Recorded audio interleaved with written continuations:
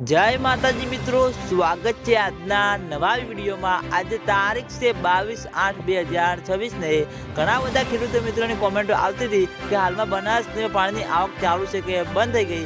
બનાસ નદીના તાજા અને લાઈવ સમાચાર લાવો તો આજે આપણે બનાસ નદી ઉપર એક નજર કરીએ તો તમે હાલમાં વિડીયોના માધ્યમથી જોઈ શકો છો મિત્રો, બિલકુલ પણ થોડું પાણી આવી રહ્યું છે।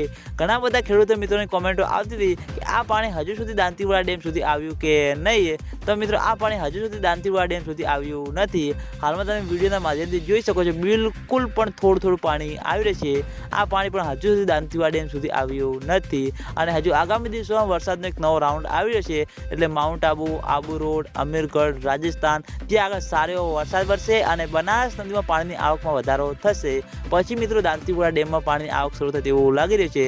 ચોમાસાના આટલા બધા સારા દિવસો આગળ ગયા પણ હજુ સુધી આ 21 દિવસોમાં દાંતીવાડા ડેમમાં પાણીની આવક શરૂ થઈ નથી અને તેના લીધે દિવસે ને દિવસે ખેડૂતો મિત્રોના મનમાં ચિંતાલાયક પ્રશ્નો ઉભા થતા જોવા મળી રહ્યા છે।